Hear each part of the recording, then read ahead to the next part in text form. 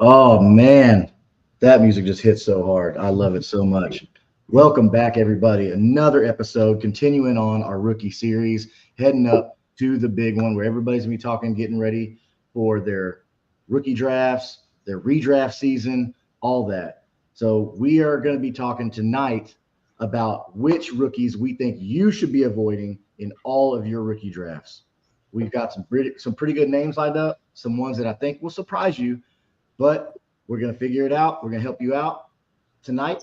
We're going to go ahead and start it off. Big Mick's going to start us off. Who is your first rookie that you are avoiding in your rookie drafts this year? So I've got some spicier ones for later, but as of right now, this is the player that I am most avoiding completely on any dynasty roster. I'm not drafting this player whatsoever, and his name is Savion Williams. I know. It's funny you say that. I got accused of wanting to trade up to grab him, which No, I was no. not trying to grab him. I actually, in a rookie draft, I baited someone to taking him. So my guy fell 2 picks later. I was like, someone's going to let Savion fall this far. And then that's literally the Got next. him. It's You like, set nope, him up. I'm going to take him. And I was like, boom. And then I got Those like, mind games. I see you, Mick, play those mind games. anyway, Savion Williams, these types of profiles never work out for fantasy at all. I'm not bought into the guy. I know the Packers took him round 3. And you could say that the depth chart is a little lackluster, but I just don't see him. He's big, he's fast, yes, but he cannot run routes. He can't separate. I don't even think he's going to make it. I get LaVisca Chenault vibes, and Yeah. right? Yeah. So Yeah. 100%. that's enough said. Like I've seen him going in the 3rd round, sometimes in the 4th round. I see some people intrigued. Most smart people are off of him, but there are still some people out there drafting him, and he is The dumb completely people. on my avoid list. The dumb people are drafted. Mm-hmm. Savion Williams, avoid. Yeah. Hey, I like that. I like that. All right, Big Slate. What you got, brother? So to piggyback off of that, I got him and Jack Besh, both of the TCU wide receivers. Name me one good wide receiver that's came out of TCU. I'll wait. I'll wait I've all been burned evening. twice. I'm feeling Been like the burned biggest twice. hater of all time right now, and I really don't care. I mean, they had Jalen Rager that came out of there, who was a flash in the pan. Oh yeah. Doxson, he was another one that came out of there. QJ, he's been in the league 3 years now, still not impressive. I mean, he's ascending, but at the same time, like, I'm not impressed. So Everybody's yeah, super any down on QJ TCU right now. wide Yeah. receiver, I'm completely out. They've got a soft conference that they play in, and I just think that both of them lackluster. Jack Besh, I like him as a prospect. My biggest thing with him is that he gives me Jacoby Meyer vibes. He's the exact same wide receiver that they have there already. That's tied into a longer contract. So you're going to have two guys that are really close to the same type of archetype. And then you have the other guy, which is Thornton Jr., that I've, talked a little bit about in the last video, that, he's the outlier. So I think that both of those guys, and like you said, Mick, on Xavion Williams, I don't like the prospect at all. He got a lot of hype, coming into it, which I don't know why. And he's buried on a depth chart that, I think Romeo Doubs is better than him. I think Golden's going to be better than him. I know for damn sure that Reed's going to be better than him. I wouldn't be surprised if he's a practice squad player, if I'm being honest. So, yeah, just kind of throw it back at you. Any of the TCU wide receivers, I'm out on. Ooh, you know what? And dude, you have a valid point. You have a very, very valid point on TCU. I mean, because you can't really name one that's panned out so far. Oh, I mean, trust me, I went back some and of looked. us? I went back and looked today just to make sure that I'm not saying some crazy stuff, but I'm talking there is nobody. You're not wrong, bro. Like in recent history, you got to look at the numbers, and I don't see how you can say that. Oh no, this guy's good. That guy, like, no, not at all. I But like it though because Besh is from practice reports right now. He is starting with the second team. He is starting in the slot, just like you said, Slayton. Mm-hmm. and he is behind Jacoby Myers right now in practice camp. So they have Tay Thornton lined up on the outside, then they have Bowers, and I'm actually with you.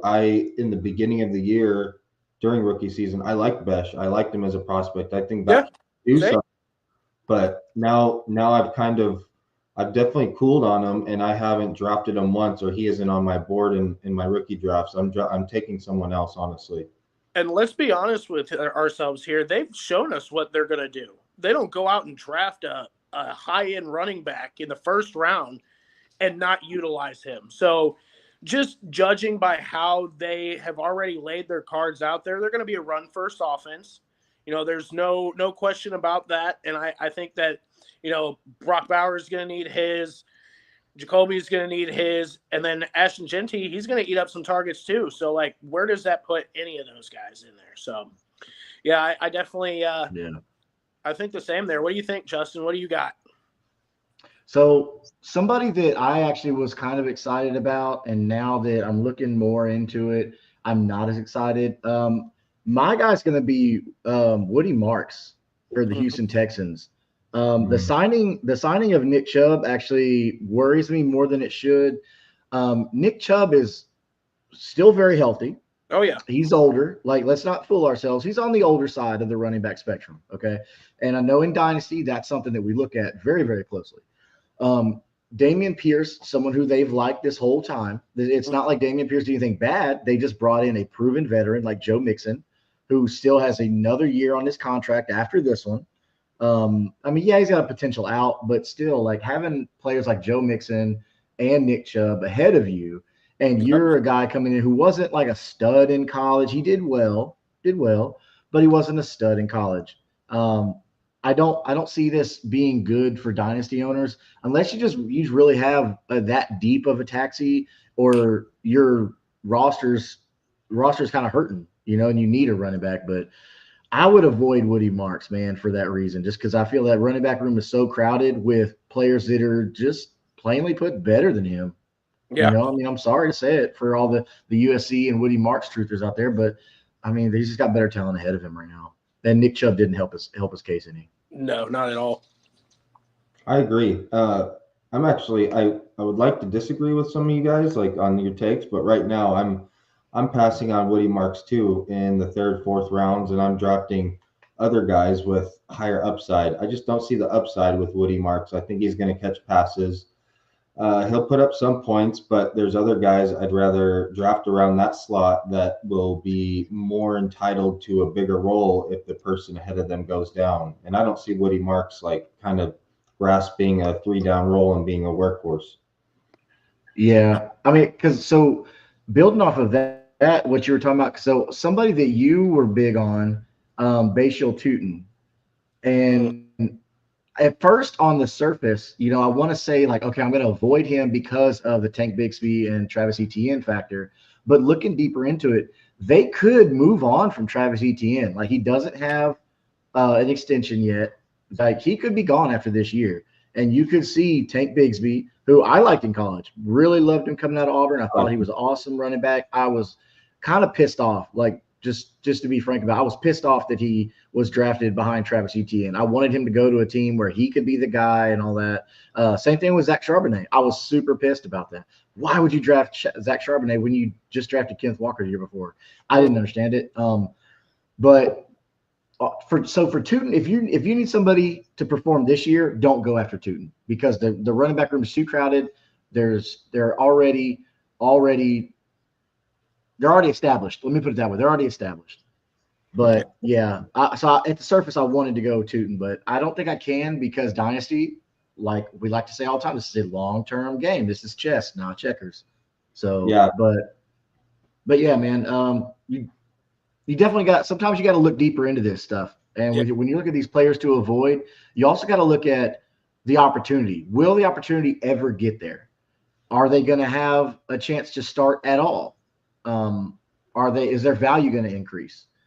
You have to look at these things. Can you trade them? Can you draft in a fourth and trade for a third? Sometimes that's the move to make. If you got somebody in the fourth and they're not really ever going to get anything, you just took them because they were the best player available. man, sometimes just take what you can get, take a profit, you know, Yeah. just keep trading up, you know, turn that paperclip into a mansion, you know. Yeah, take a player with higher upside. That's why, I mean, I could see why guys will avoid Tootin, but his upside is through the roof, whereas Woody Marks' upside isn't quite there. We've got some good comments coming in too. Yeah, they're on fire tonight, man. You guys are killing it. Someone said not to draft Scadaboo. That's your guy's boy too. So someone was in on Scadaboo, and then someone says I need to change my name because it's boring. Something with tobacco, like Lipper Mick or something. So I like that. Love it. Lipper Micker. I think it's funny because I'm the only one from California, and I'm here chewing with two Texas boys, and they don't got nothing doing. No, I'm not a tobacco guy. Don't do the cigarettes. Don't do the dip. Man, I just started on the caffeine, the coffee maybe about 4 years ago, so I'm a little behind the curve. Caffeine's a hell of a drug. Oh yeah, I wouldn't say I'm addicted, but it's I put enough creamer in it. I think I like creamer more than I like coffee. The coffee. Yeah. But all right, who's our next one? Guy is going to be another kind of maybe obvious one. I've got some spicier ones for later, like I said, but my next don't draft is Jalen Royals. He's like kind of on the list. He was kind of a Twitter darling before rookie drafts commenced. He was kind of in that ilk of maybe could step in that higher tier with the Jaden Higgins. And, you know, before all the drafts, he was kind of in that tier with the Goldens. And we didn't know where he was Jack Besh were both getting like a whole bunch of hype on Twitter beforehand. And even Jack Besh, the NFL told us that they somewhat like him because they drafted him. They gave him decent draft capital. But the thing that turns me off of Jalen Royals is the NFL told us that he wasn't worthy until they passed him up 4 rounds. So middle fourth was the first time. And I get that he went to Kansas City, and that's a great landing spot. So I see why he's being propped up. And I can see the upside with that because he's in Kansas City. He's in a good offense. He's tied to Mahomes. So that's. But how many times is it that great though? Stand out though in KC. Right. I mean, we've had so many of these guys of this archetype that they try to the draft in, and every time that doesn't pan out. Granted, Worthy, he got a little bit of hype last year because everybody else in the offense was hurt. And then the year before, they had Rice, and in kind of same situation. You know, it just feels like they're in a perpetual circle of just drafting these like bum wide receivers that like they're going to have a great season when everybody else is hurt. But like Mecole Hardman. Where's my red challenge flag? Where's my red challenge flag at? Where's Mecole Hardman at right now? So, hey, Mecole Hardman was a quick try and replacement to Tyreek Hill when he was, allegedly like beating on his kid or making fun of beating his kid, something like that. So that's all that. That was a panic pick. Then who was the next guy after that? Who was the next after Sky Moore. It was Sky Moore. Yep. Yeah, it was Sky Moore, who's still on the roster. So they clearly like him enough not to cut him, but he's cheap as a rookie deal or whatever like that. But if you look at Jalen Royals and the fight that he's going to have to opportunity, it's pretty deep. Rashee Rice, before he got hurt last season, was starting to like boom, like he was doing really well. Xavier Worthy looked amazing in the playoffs, and so he was starting to turn it on. And Juju Smith-Schuster, who's still on the roster, he has done very well since joining that squad. Hollywood Brown, who we all loved Hollywood Brown, I mean, his whole career, which, I mean, he did okay. He did okay. But and then you got old man Kelsey, Uncle Travis, I guess they're starting to call him in camp. He's reached that age where he's got Unc in front of the name now. But I mean, he's got a lot of people ahead of him for targets. And this is not looking good for Jalen Royals. So I'm with you, Mick. I have him on. He was my next player to talk about. So I'm glad you brought him up because, I'm with you. He's got so much ahead of him to stop him from getting any targets. So, and these are all young receivers ahead of him. It's not like these are big old guys, that are going to be gone in a couple of years. So this isn't looking good for my man Jalen Royals. Slayton, what about you? So my next one is strictly a discipline play. I think a lot of it is a lot of people that play in the space, they don't have the discipline to sell off of something that hits. And with this person, I feel like the team has kind of laid out their cards. They're showing where they're going with this. And I think Tyler Shutt is not anybody I want a part of. Reason being is most of the players that I've seen in the space, they don't have the discipline to like, oh, he had a good week, let's sell him. You know, they're going to try to hold on to him, grasp onto him. But we all know what's going to happen next season. Like, it's no secret of what's going to happen. Replaced. He's a rental pick, you know. Like him, Rattler, Jake Hayner, they're all getting replaced as soon as possible. They're all getting replaced next year. So, like, if you can truthfully look yourself in the face and say, hey, I have the discipline to sell this guy immediately, then, yeah, go for it. You know, like, I'll give you the blessing to go ahead and draft him. But I know a lot of people, they get that little inkling of, oh, this guy's going to be the next, you know, whoever. And they start telling themselves this narrative and this story about like, oh, you know, like, but what is the narrative of this guy that was in college for 19 years? Like, come on now. So if as soon as Tyler Shuck starts a game, you sell him for as much as you can get. Sell him. I mean, because he's not the future quarterback. He's not, you know. I think he's another Daniel Jones. Like he had an okay college career. Nobody really knew about him that much, and then he just has opportunity, right? So Spencer Rattler is not the guy. I don't think anybody knew who he was until he got drafted. You know, for the most part, the majority guys like us do because we watch the combine. You know, we're doing the rookie film and stuff like that. You know, so guys like us know, but the casual person who's not looking at anything not looking at any rankings, they're only looking at whatever the popular rankings are come draft time. You know, they don't know who Tyler Shuck is. Mm-hmm. But I'm with you. Like Tyler Shuck had his like 5 minutes where like, oh, this is the guy, go get Tyler Shuck. And then now it's like, nah, cool. I'm just out on the whole situation. Right. Like, what are you gonna flip him for? A third after you drafted him in the fourth? Like, that's cool, but like I'm not in. I got one caveat to that. So I agree with you. If Tyler Shutt does anything, you should sell him for a profit this year. But I've seen him go late enough in rookie drafts, like end of this. I've seen him go in the third round. You're going to tell me that you can get a starting quarterback in the third round, a replacement starting quarterback. So if you are light on your QB2 or QB3 and you need some sort of replacement, it's not that bad to trade into the third and grab him if you need a backup QB. 1 year rental at most. 1 year rental. So that's the only thing. It's like I don't mind. Because what does a third rounder cost you? Like you're not missing that. Most of us throw those in on trades that we don't really even care about. No. Yeah. So Mick, you're totally right on that. Like it doesn't hurt to get somebody who could start. I mean, let's be real about it. Tyler Shuck could start. So you're right. If you need somebody, bro, go get like your fourth quarterback or fifth quarterback and be Tyler Shuck for a third round pick. For cheap. Just don't expect anything more than this year. Yeah. Yes, sir. Mm-hmm. Mm-hmm. I like it. All right, Sladen, what you got, buddy? That was my guy. Now it's you. Oh, me? Okay. Yes, sir.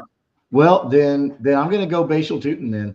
I know I just talked about him as a potential buy, but he's also a potential bust as well. Because we don't know what's going on with Travis Etienne. We don't know if they're going to extend him. I mean, him and Trevor Lawrence could come out there because they were boys in Clemson. Mm-hmm. Trevor could be like, hey, bro, I'm going to feed you. I'm going to get you paid. Like you're my guy. I got you covered. You know, we don't know that. And Tank Bigsby, better than Bashal Tootin. Bashal Tootin is a phenomenal player as far as an athlete goes. So I'm not taking anything away from him on that, but I would rather have Travis Etienne or Tank Bigsby over Bashal Tootin. So I don't think that Bashal Tootin's going to get a lot of opportunity here, as long as Travis Etienne's not doing anything to lose the job and Tank Bigsby stays healthy. So I don't think Bashal Tootin is going to be something that's going to help you in the next year or two, just because we don't know what's going on with the Travis Etienne contract. I don't mind that, but I would like to disagree finally with you guys. So I will disagree a little bit, but you guys know that I'm a Bashal Tootin guy.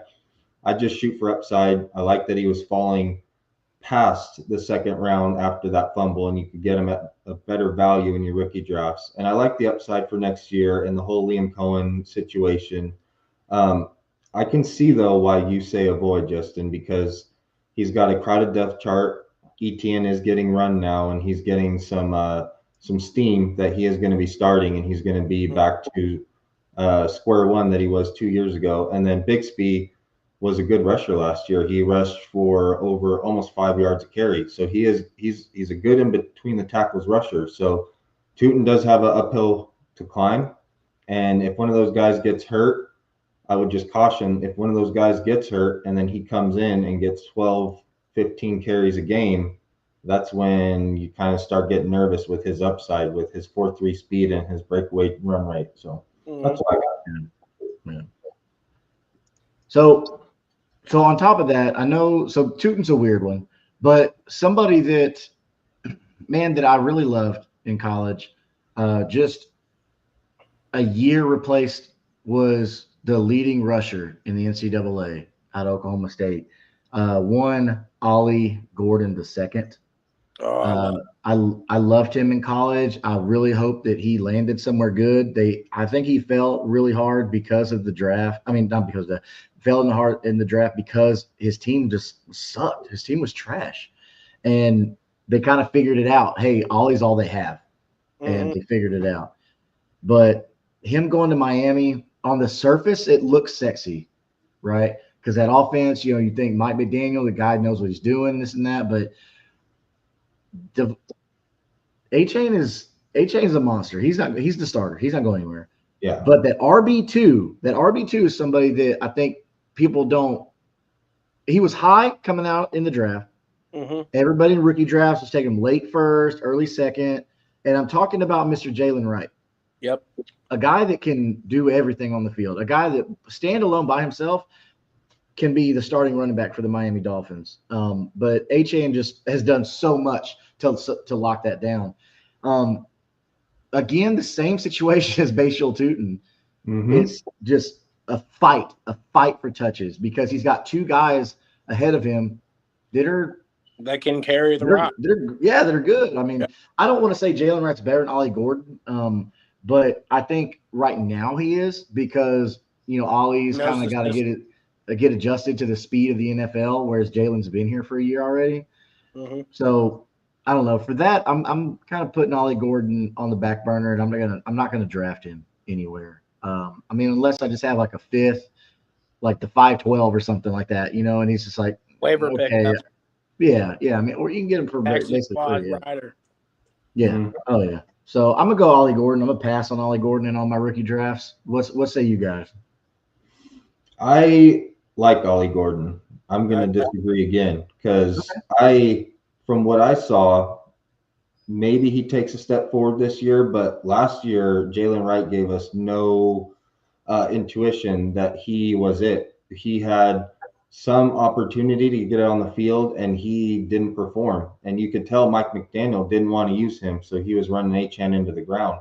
Even when Mostert went down, and we assumed that Wright was going to take over that Mostert role, and he didn't. They just basically gave it all to Achane, because far from being what it was, like, Wright didn't perform. He didn't pick up blitzes well. He didn't just do anything. You could tell Mike McDaniel didn't trust him. So I think there might be a little bit of a path for Ollie Gordon, who brings something special. He is a bigger back, which those two don't bring. I am curious on how that backfield is going to play out. I think that's a very interesting backfield, because we don't know who the RB2 is. And with Achane catching passes, you can kind of see they don't want to run him in between the tackles. So there is going to have to be someone else. And it's either going to be Jalen Wright or Ollie Gordon. Time will tell. It's going to be Ollie. I kind of feel the same way that you do, Mick. He's kind of the outlier in that backfield. He does something different than what the other two guys do. And, I think he's more of an up-the-gut runner, a bulldozer, if you will.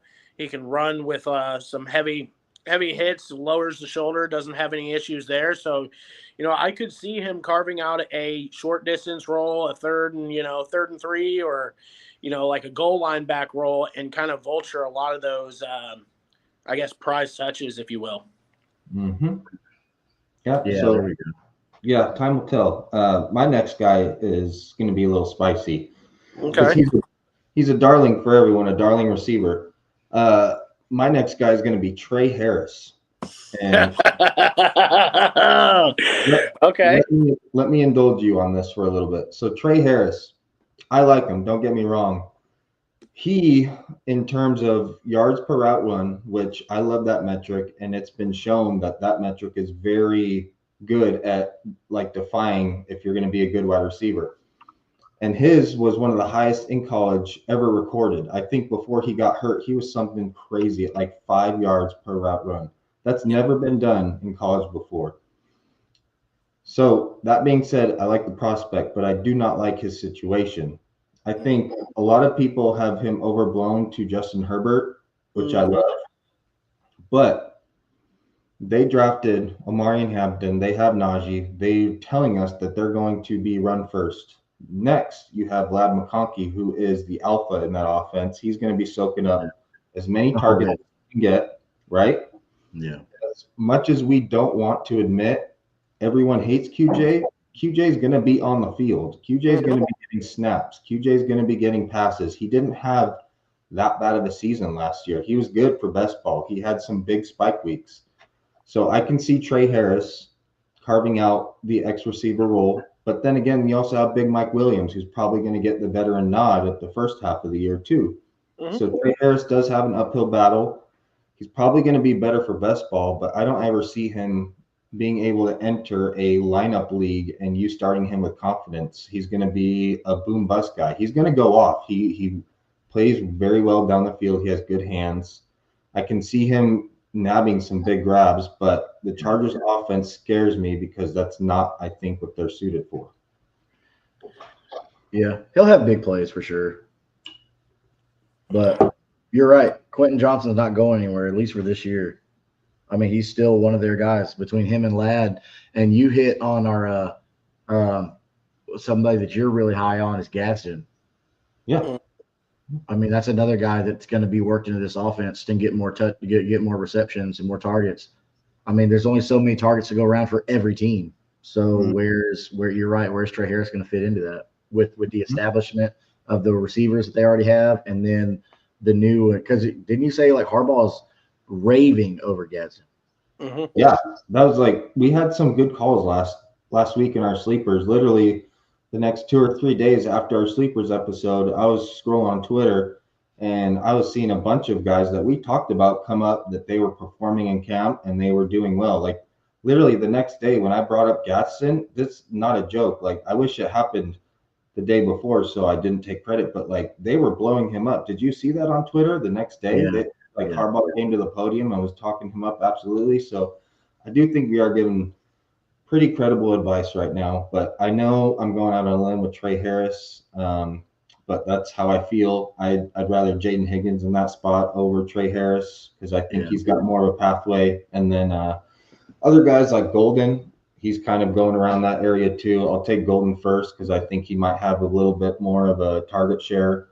So I know guys like Trey Harris, and he's getting drafted highly. He could be like the 4th or 5th receiver drafted in this class in rookie drafts. And I don't know. If he's there, like he was there at the 206, and he was the end of the tier. So I wanted to take him too. And sometimes you have to take him, but then other times you trade out of that spot and you get future capital. So Trey Harris on my avoid list. Okay. I like that one, man. I like that.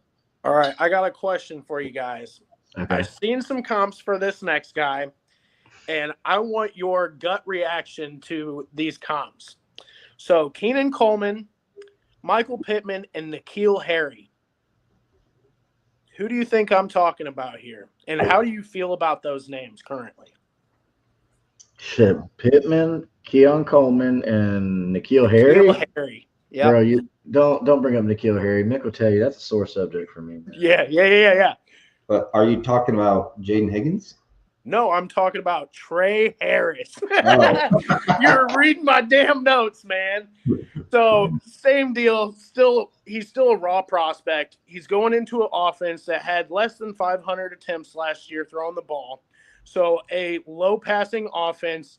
It's a run-first team. He's got ugly comps. You know, like you put N'Keal Harry out there, like I'm out, brother. Like I'm good. Same deal with Mike Williams. You know, I think that he came back for a reason. He's familiar with Justin Herbert. You know, I think he knows the playbook. He knows kind of what is expected there. So I think that he will get a lot of trot this season. And what's to say that he doesn't get buried on the depth chart, you know, behind QJ, behind Ladd. And then we've got that tight end that we're talking about too. And I'm like, man, I don't see a clear path for him. And like, I think a lot of the artificial draft value, if you will, comes from being tied with Herbert. And he is the only other guy that's that archetype this season. So we have Tet McMillan, who has the size, the body, the kind of the archetype for that X receiver. And then they grasp at Trey Harris afterwards because he's the only other guy in that class that is like him.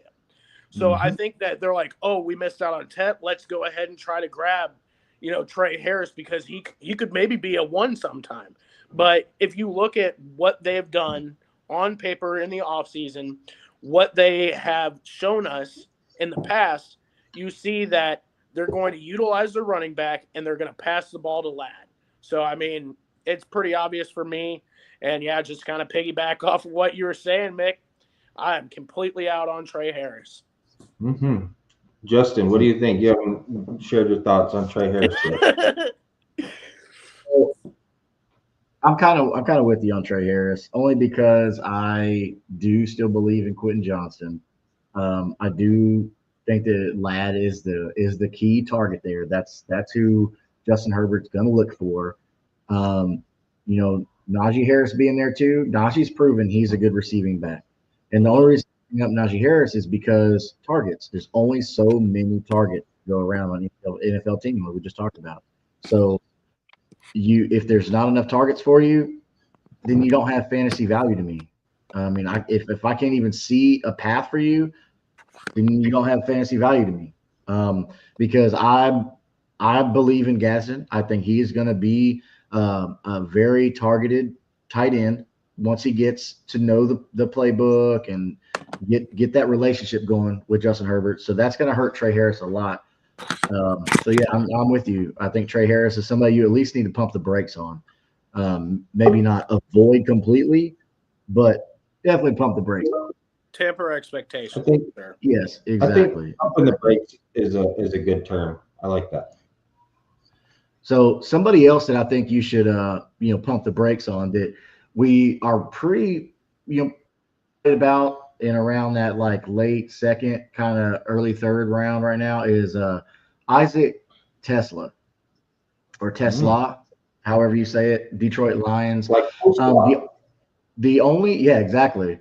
I mean, he's a big body guy. I mean, 6'4". The guy's got size, man. He can go up and get it. They took him in the third round, so I mean, he's got some decent, draft capital, right? But Jameson Williams is only on the team for this year under contract.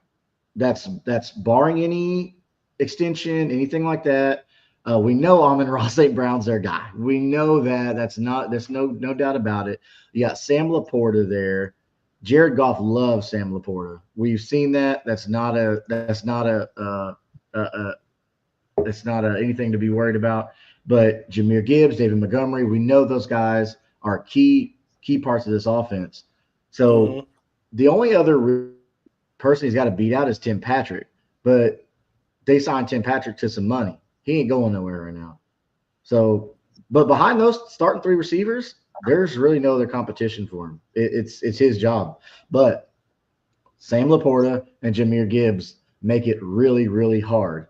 Again, we keep going back to the same thing: targets. There's just not enough targets for Isaac Tesla to go around.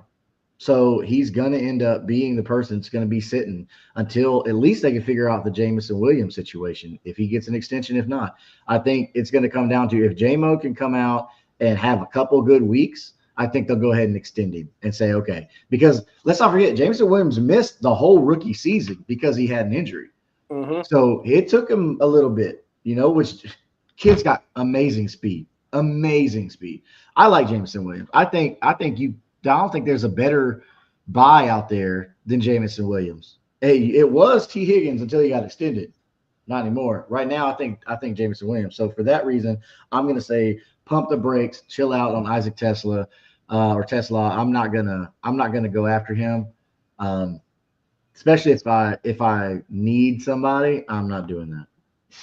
And I mean, go ahead. I like that one a lot. That was in one of my considerations too. So I like what you're putting down, Justin. I don't see the targets for Tesla. He's a freak athlete. He makes big plays, but he does the same thing Jameson Williams does, and it's not even close to as good as Pundagoon says Harris over QJ all day long. I like it. So good. Hey, we'll see. We'll see if QJ can't figure stuff out. It's going to be the Harris show. There you go. But getting back on that, I think I'm going to start sending some offers for Jameson Williams, Justin, because I think you just talked me into that one. I was completely out on Jameson Williams a year ago, 2 years ago. I thought you should have sold him for anything you could. And a lot of my my cohorts held him and they didn't sell him because, I mean, you probably could have got him for a third back in the day because he was doing all that gambling crap. He was a bonehead. He still seems to be like a bonehead, but he's starting to come around. I think being under Dan Campbell is probably the best thing for him. And if they do sign JMO, which I'm probably sure they will too, because he brings an element that the Lions need, that there's no path for Tesla. And also, we don't know Tesla's even a good receiver. Like, he had no stats whatsoever in his entire college career. They basically drafted him on his athleticism. And how many times has that worked out when a team just drafts a wide receiver on athleticism? Hardly ever. Never, ever does that work out. Like, you guys remember Chris Conley? Does that name ring a bell? Yeah. Didn't he just retire? Mm-hmm. And he's a spitting image of Tesla. Same size, fast as hell. He could jump over 40 inches, exact replica. And he would make a few big splash plays, I remember, but I get Chris Conley vibes from Tesla, and I'm really digging that. And I'm going to go send some offers out for JMO. I like that call. So my only thing with that is Ben Johnson just left there. He was their offensive mind. So I don't know if I have a whole lot of faith in the new OC that comes in. You know, is it going to be a completely new offense? Are they going to change everything around? Are they going to change how they operate? Like, I'm not sure on that. And that kind of gives me a little bit of worry, if you will. So, yeah, I kind of agree with you on that. Just as a whole, I don't think that offense is going to have the same amount of passing that it did before. Yeah. I get that. I mean, when you got Gibbs and Montgomery back there as your double-headed monster, you don't really have to pass the ball that much. No. I mean, they showed that both of them can be productive. I mean, we haven't seen production like that since Devontae Freeman, Tevin Coleman, with Kyle Shanahan running the Atlanta Falcons offense. I mean, that you used to be able to start both those guys every week. No problem. Yeah, I agree. But I've seen JMO get better every year. It looks like his head is on his shoulders now, and you can't doubt his talent. Like, his talent is elite, and he's running better routes. I mean, he had 1,000 yards last year, 1,000 yards, and like, no one's talking about it. And sneaky 1,000 yards, yeah. Sneaky, and he's got that big play potential. He could take a slant to the house at any point. So I like it. Tesla, avoid. I don't see Tesla ever panning out. That was kind of one of Dan Campbell's boneheaded picks that I'm a Dan Campbell fan, but I didn't see that. And I think they actually gave up extra draft capital to grab Tesla too. So I mean, unless he is just that red zone threat, just being 6'4", but because Amon-Ra is not 6'4". Mm-hmm. So I don't know, man. But then again, that's Sam Laporta territory as well. Right. With you, I'm a believer in Dan Campbell. He's given me no reason to not trust him. He's literally turned that franchise around. Yeah, but what he's saying right now is Jameson Williams took another step from last year. Like, Jameson Williams is the most talked about guy in his camp right now.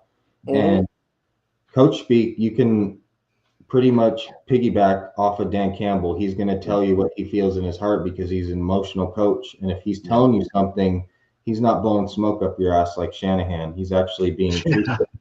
Yeah. So Shanahan's such a politician, bro. Such a politician. big time. He's Like, perfect. I think that's why people love Dan Campbell, because you get a real raw person in Dan Campbell. Like, you know what you got.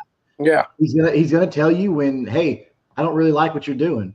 He's But a player's also coach, he's man. gonna hug your neck and say, I love that. Yep. He's a player's He's a coach player's for coach. sure. But All right. former players.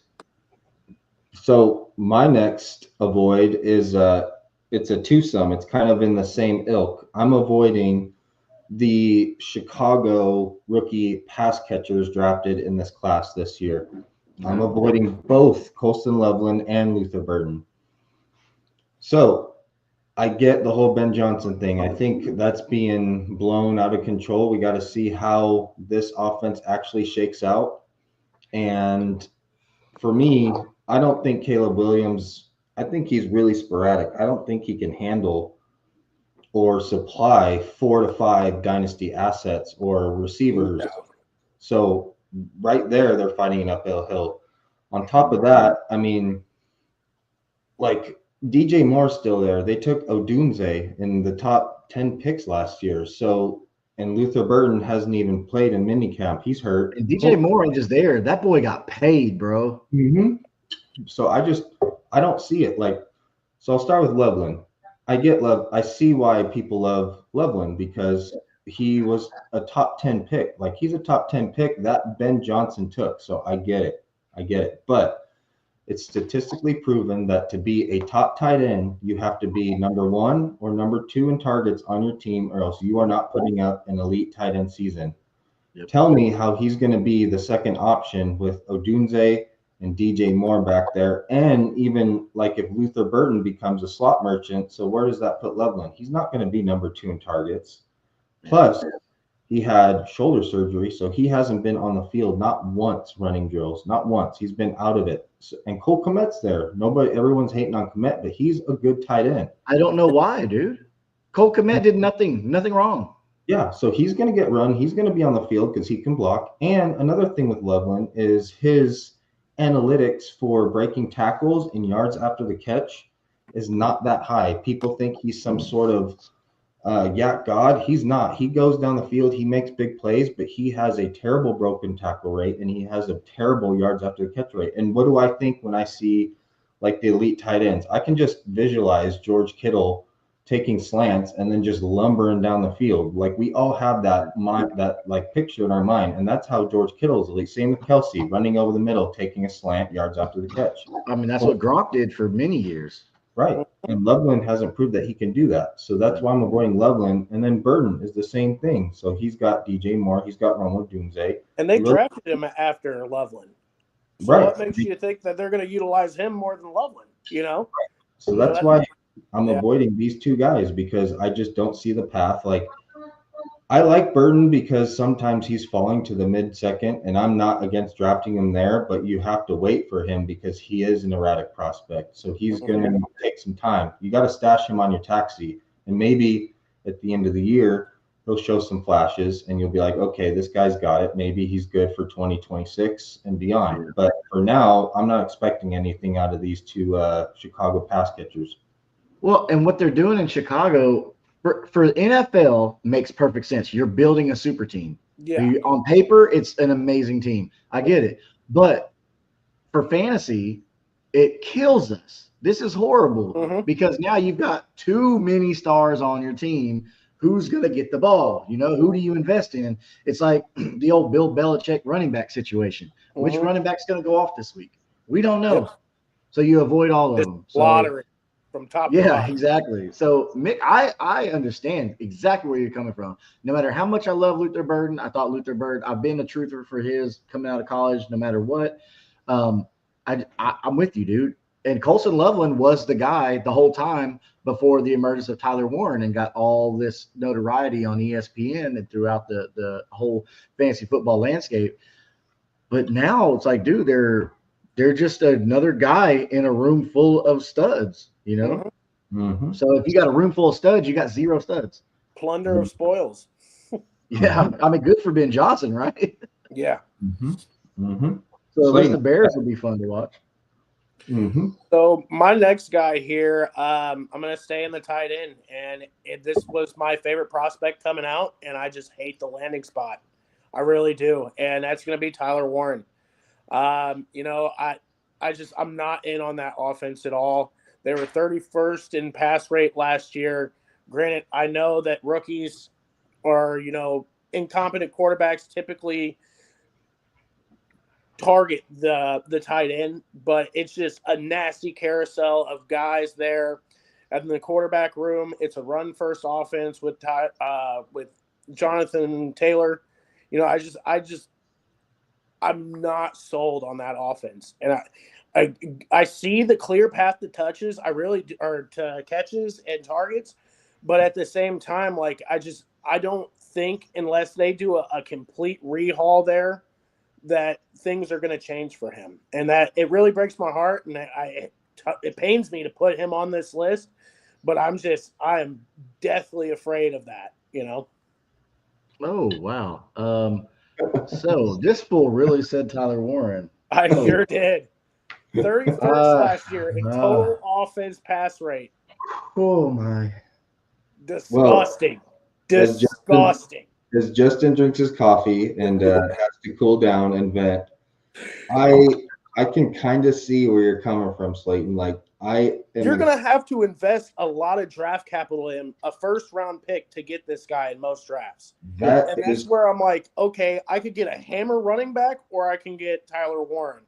If you're not in a 2x league or a tight end premium, like it's pissing into the wind to me. You can get so much more profit out of another candidate. Yeah, you should. If you're not in tight end premium, you shouldn't be taking Tyler Warren or Colson Loveland in the top 9 picks. You shouldn't. That's stupid. People hear that name and they get all excited and they're like, oh, you know, like he's going to be the number one, like who's the wide receivers there and all that stuff. It's all a narrative. And like, you know, like it just really pains me to say that because I was the biggest Tyler Warren fan. You can ask any of my lead mates. I was sending clip after clip of him in college. And then he went to the Colts, and I'm just like, oh, dude. And that landing spot was kind of projected, and when it came to fruition, it kind of broke all of our hearts because I do agree. Like he's not. I mean, Downs is getting some steam. There's like there's a Downs hive now because people love Josh Downs. I know Justin loves Josh Downs. Yeah, I do. I'm trying to get him everywhere. And I'm still Pittman's good too. He played with a broken back last year, but he's proven anything but he's a 100-target guy walking 100 targets. He's a monster. Pittman's good. He's a good receiver. He's played with a broken back. So that boy country strong. So Pittman's going to fight through it. He ain't no B word. I ain't even going to say that word because I don't want to, you know, this is a family show, but yeah. So I get it. I like it, Slayton. I like it a lot. Like I love Warren too, but I don't see the pathway in where you have to take him. I like the prospect and I like that it's dynasty. So you probably can take him and stash him and hope the situation changes. But from where you have to take him in your rookie drafts, it is not worth it. You're better off drafting a wide receiver, running back in that spot, and then waiting some rounds later and taking a Ferguson and a Royal, someone that has upside that you can get for Mason Taylor. And Mason Taylor, all those guys, they go all around later. Then you can get Warren, and they'll probably put up similar numbers this year, and probably similar numbers next year. Yeah. So I can definitely see where you're coming from. I hear you, but I feel like Tyler Warren is going to be the biggest security blanket for whatever quarterback is starting or playing any game for the Indianapolis Colts. I have to disagree with that. I think Tyler Warren is going to be the benefactor of the uncertainty at the quarterback position for Indianapolis. Him and Josh Downs are going to reap the benefits. If Shane Steichen is smart, which, I mean, we know he's not. He calls the wrong plays at the wrong time. He's not going to utilize Jonathan Taylor out of the backfield like he should. I mean, I think Jonathan Taylor is your best offensive weapon. Tyler Warren is now the most versatile weapon that you have. Hopefully he uses them that way. I'm expecting that, but I put my faith in that too many times. So I can definitely see this both sides of the coin on that one, Slayton. When has Steichen ever used Gosh, you tight just went end? right to the heart. I'm a call. You know where my loyalties lie, and you just slapped me right in the face, man. I put that on there knowing that I was going to get some sort of a rise out of you, but no, it is my. Are you my happy? true You thoughts, caused you this. know. This is your fault. Just emotional breakdown. I'm losing my shit here. Well, let's move on and get you out of this funk here. Who do you got next? So I'm gonna leave it right there. I mean, For you? oh man, I can't go on. You pop all of my heart with the I've Tyler got one Warren. more for us, and I've Let's see seen what we him got. on legitimately everybody's do not touch list. Oh, really? And yeah, like I went through probably 10, 15 videos today, and there was two names that popped up. One I did not enter into my list because I feel like he has a better spot, and that was Matthew Golden. A lot of people do not like Matthew Golden out there. I don't know why.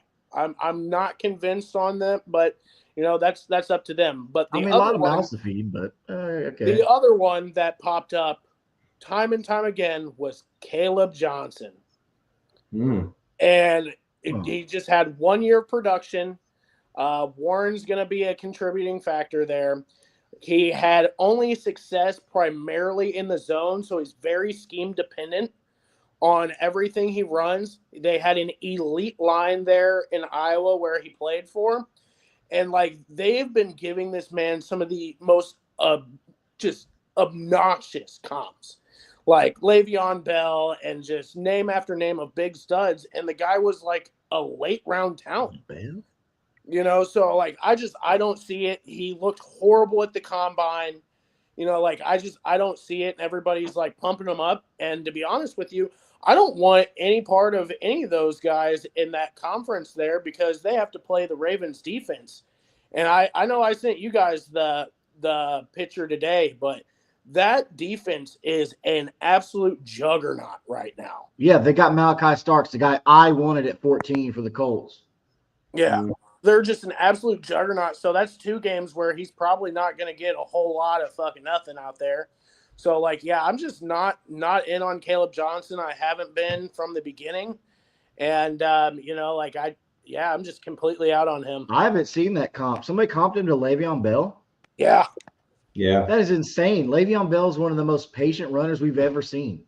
just the most ignorance that I've ever seen, and it's blowing up his draft value. And people are like, "Oh, you know, he's comped to Le'Veon Bell. He's comped to this." I'm like, dude was a late round pick, and now everybody's like wanting to pump him to high heaven, and like he's going to be a starting running back. I'm like, stop with the craziness. Jalen Warren's done nothing to alleviate does that. he have a path to touches? Yes, he does. Yeah. But does he have a path to be Le'Veon Bell? Hell no. No.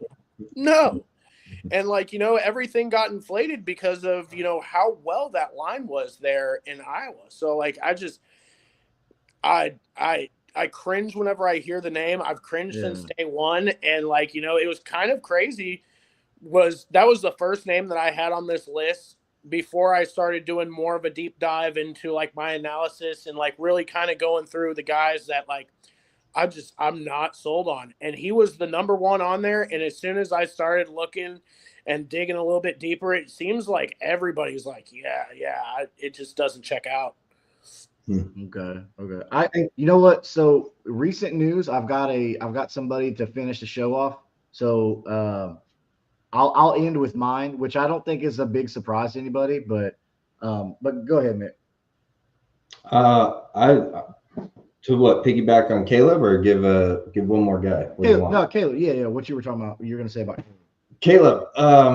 I think the NFL told us what they think about him too. And if the NFL liked him, they would have drafted him in the second round because that's where good running backs go. But he went to the third round where the Steelers went. And yes, he went in a good situation and I get it. But like Slayton said, he had one good year. And if anybody looks like a potential bust out of the running backs drafted, out of the top 6 running backs in rookie drafts, it's probably Caleb Johnson because And people are reaching for him. I'm seeing him taking 107, 108, 109, 110, or 110, 112. I'm just like, dude, like I would rather take, a plethora of people over him. And it just, and I think it's a lot of like right after Harvey, it just dives off a cliff and everybody's like, I have to get my guy. Like I have to get the last of the running Well, back. I think Harvey's going to fall now because Yeah. they got Dobbins. I think Harvey's going to fall, and you can definitely let somebody else take Caleb Johnson, maybe trade back, get a little bit more draft capital, and take you an RJ Harvey. I would Because take as much Scatterboo as in a I have heartbeat. always loved J.K. Dobbins, and Mick can tell you this, him and I have had many, many conversations about, both of us loving J.K. Dobbins. He's not the Ohio State J.K. Dobbins, and it hurts me to say that, but I mean, that's just the facts of it. And Harvey's going to be the guy, I mean, Dobbins is going to get some work here and there, but Harvey's the guy, man. Yeah. So you can trade back, let somebody else take the gamble on Caleb, and you can take Harvey, somebody that fits the Sean Payton offense. I would rather take Scatterboo in a heartbeat. You love that guy. Honest, I would. You were a Peyton Hillis guy too, weren't you? No Peyton Hillis, but definitely a Josh Gordon. Oh, Josh Gordon. Oh that dude. was a I was darling under there the for a fever. while. I was under the fever, man. Josh Gordon was just 10 years too early in the NFL. If he could have Just smoked Day pot, then smoke show, brother. he would have been fine if he stopped getting fined and freaking and suspended. Dude, at what point do you just say, like, look, man, at least stop doing it for like 5 years until your career's over, and then do like Ricky Williams, do whatever you want, man. Yeah. But Yeah. at least for 5 years, you're whatever, get paid, retire, do whatever. Learn how to fucking hide Wait. it, peace, man. Like, there's many guys that are still doing all sorts of stuff in the league right now. It's no secret. Just learn how to hide it. Right. Some of these guys, they can't understand, like, hey, bro, once you make $1 million, you ain't living that life no more. Aaron Hernandez couldn't figure that out. I was like, bro, you're in the NFL now. Give that life up, Yeah. Ja Moran, another one. Just get it together, guys. So our final player, which is going to lead us into the last couple of notes, which is no big surprise here with the signing of Aaron Rodgers. Will Howard should be officially off of everybody's radar. He had his little 5 minutes where if you drafted Will Howard, hey, it sucks. I'm sorry for you. But you had to have known that they were going to get Aaron Rodgers. It was just a matter of time. That was literally the only landing spot for Aaron Rodgers. There was no other team that was going to get Aaron Rodgers. So Will Howard, sorry, buddy. I hope you enjoy your national championship because that's about it, bruh. Pour one out.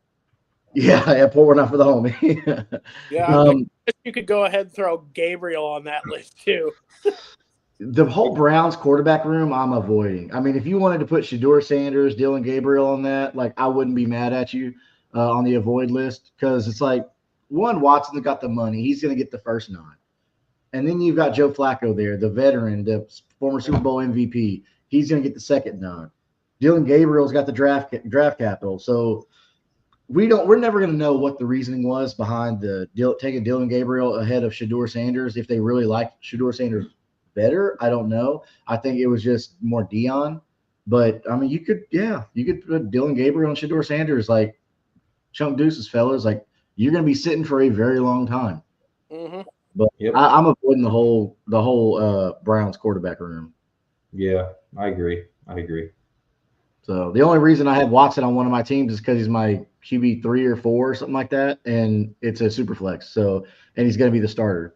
I mean, any starting quarterback's worth something in super flex. So let me get your reaction. So who remembers a fella out of Alabama who ran pretty fast at the combine, kind of known for his speed, which is a little ironic because his speed got him in a little trouble a while back, which, sadly cost a lot of a young lady and her dog.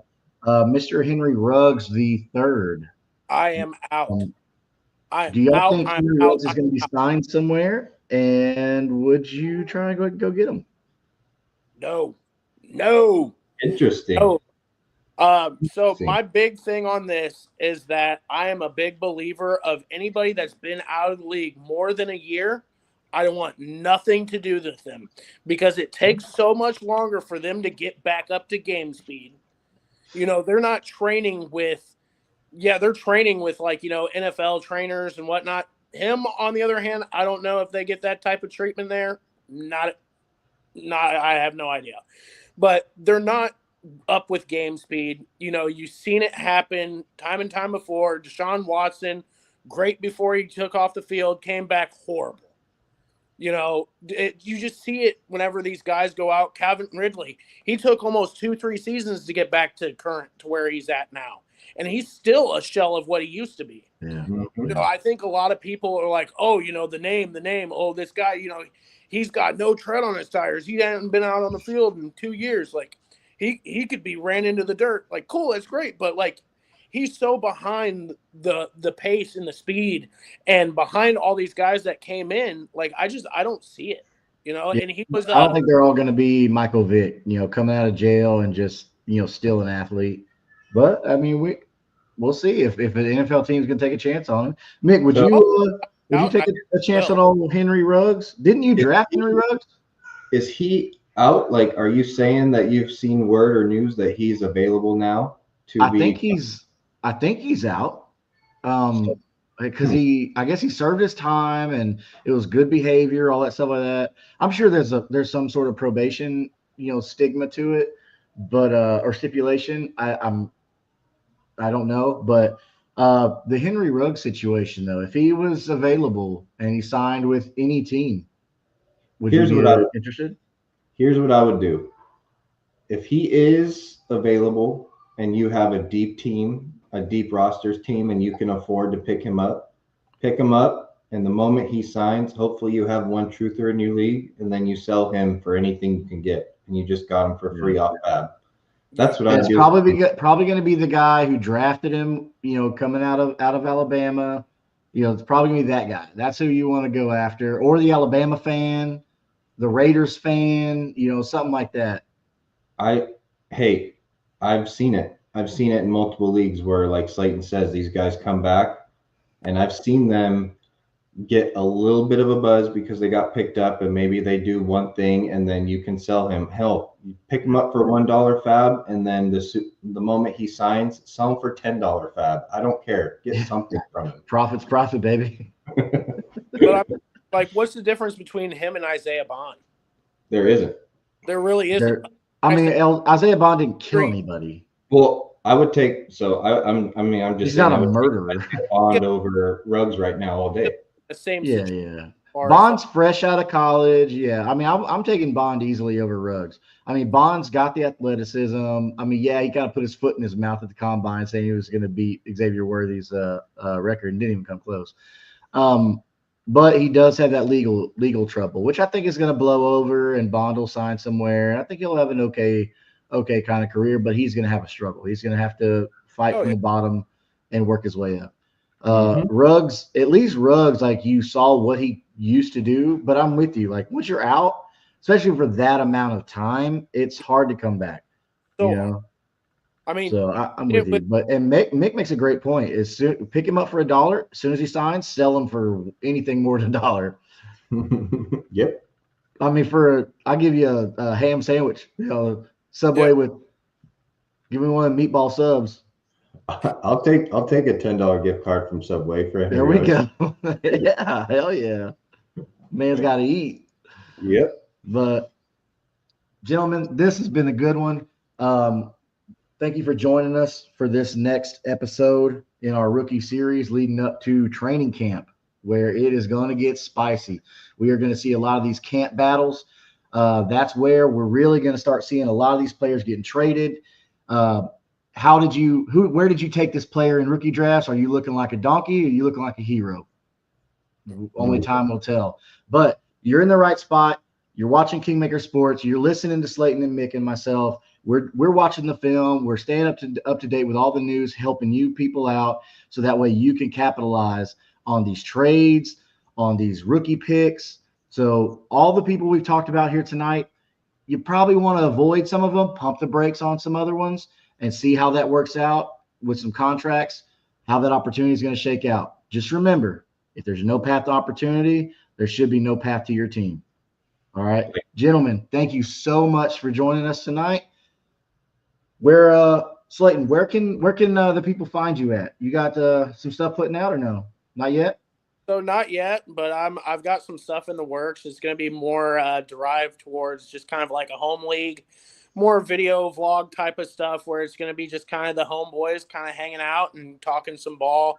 There'll be analysis, but at the end of the day, I think it's going to be more geared towards the friendship and kind of really putting that out into a video form. And I think that's going to really resonate with a lot of people, of just, being able to have entertainment with it, not just analysis, if that makes sense. Yeah, no, it makes perfect sense. Mick, man, are we gonna keep seeing you come back every week? Oh yeah, I'm digging it. We've been getting a lot of great feedback. They love Mick, man. I'm in on Kingmaker Sports. It's my home, so I don't have anything. I'm kind of got a little low-key profile on Twitter that I do my posts and trades and stuff, because I don't want people knowing what I do. But if you want the burner account, Kevin Durant burner account, basically. But yeah, I'm all in on Kingmaker Sports. That's where you can find me. Hey, we love it, man. We love it. We've been having a lot of people saying that they love the team we're building here, and I hope you keep coming back. Like I said, we're going to stay up to date on all this news, all the hype around camp, so that way we can help you dominate and become fantasy royalty. So from everybody here at Kingmaker Sports, we hope that you have a great week, and we will see you next time, continuing this rookie series. Later. Later. All right.